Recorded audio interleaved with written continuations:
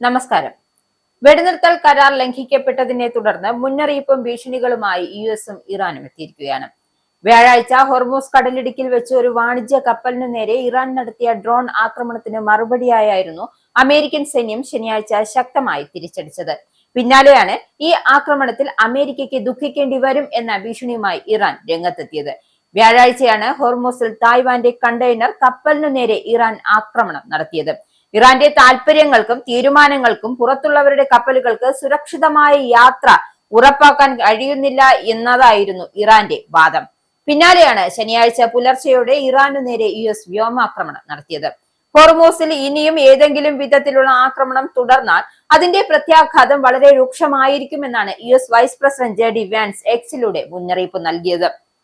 ആക്രമണത്തിന്റെ വീഡിയോ ദൃശ്യങ്ങൾ പുറത്തുവിട്ടുകൊണ്ട് ഇറാന്റെ മിസൈൽ ഡ്രോൺ സംഭരണ കേന്ദ്രങ്ങളും റഡാർ സംവിധാനങ്ങളും തകർത്തെറിഞ്ഞതായാണ് യുഎസ് സെൻട്രൽ കമാൻഡർ വ്യക്തമാക്കുന്നത്.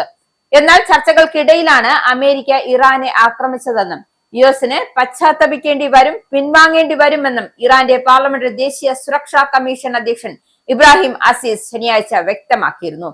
മുൻ ഇസ്ലാമിക് റവല്യൂഷണറി ഗാർഡ് കോർപ്സിന്റെ കമാൻഡർ കൂടിയായ അസീസ് യുഎസ് പ്രസിഡന്റ് ഡൊണാൾഡ് ട്രംപിനെ രൂക്ഷമായി വിമർശനം ഉന്നയിക്കുകയായിരുന്നു.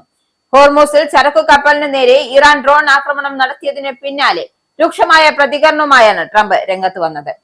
ഇത്തരം അതിക്രമങ്ങൾ വെടിനിർത്തൽ കരാറിന് വിരുദ്ധമാണ് എന്നും ആക്രമണത്തെ വെടിനിർത്തൽ കരാറിന്റെ ബുദ്ധിശൂന്യമായ ലംഘനം എന്നുമാണ് ട്രംപ് വിശേഷിപ്പിച്ചത്. എന്നാൽ ട്രംപ് ചർച്ചകളുടെ തത്വങ്ങൾ പാലിക്കുന്നില്ല എന്നും പരാജയപ്പെടുന്നുവെന്നും ഇത്തരം കുറ്റപ്പെടുത്തൽ നയം ഇനി നടപ്പാക്കില്ല എന്ന് അല്ലെങ്കിൽ തങ്ങളോട് നടപ്പിലാകില്ല എന്നാണ് ഇറാൻ വ്യക്തമാക്കിയിരിക്കുന്നത്. ചർച്ചകൾക്കിടയിൽ യുഎസ് വീണ്ടും ഇറാനെ ആക്രമിച്ചിരിക്കുകയാണ്. പരാജയപ്പെട്ട യുഎസ് പ്രസിഡന്റ് തത്വങ്ങളോ വെടിനിർത്തലോ പാലിക്കുന്നില്ല എന്ന് വ്യക്തമായി തെളിയിച്ചിരിക്കുകയാണ്. വെടിനിർത്തലിന്റെ ഈ ലംഘനം പതിവ് പോലെ അവരുടെ ഭാഗത്തു നിന്ന് പിൻവാങ്ങലിനും പശ്ചാത്താപത്തിനും കാരണമാകും. ഇക്കാര്യമാണ് ഇറാൻ വ്യക്തമാക്കുന്നത്. ഇറാനിലെ യുഎസ് ആക്രമണത്തിന് മറുപടിയായി മേഖലയിൽ ഉടനീളമുള്ള അമേരിക്കൻ സൈനിക കേന്ദ്രങ്ങൾ ലക്ഷ്യമിട്ടതായാണ് IRGC പറയുന്നത്. തൊട്ട് പിന്നാലെയാണ് അസീസിന്റെ ഈ പ്രതികരണം എത്തിയത്. അതേസമയം ആക്രമണങ്ങളിലൂടെ തന്നെ അടിക്ക് തിരിച്ചടി എന്നതുപോലെ ആക്രമണങ്ങളിലൂടെ തന്നെ മറുപടി നൽകും എന്നാണ് യുഎസിന്റെ ആക്രമണത്തെ ന്യായീകരിച്ചുകൊണ്ട് US vice president JD Vance പ്രതികരിച്ചത്. ഇറാൻ വെടിനിർത്തൽ കരാറിൽ ഒപ്പിട്ടതാണ്, ഞങ്ങൾ അത് പാലിക്കുകയും ചെയ്യുന്നു. കരാർ നടപ്പിലാക്കുന്നതിൽ എന്തെങ്കിലും അഭിപ്രായ വ്യത്യാസങ്ങളുണ്ടെങ്കിൽ അവർക്ക് ഫോണിലൂടെ സംസാരിക്കാമായിരുന്നു. എന്നാൽ അക്രമം കൊണ്ട് തന്നെ മറുപടി നൽകും എന്ന് അദ്ദേഹം പറയുന്നുണ്ട്.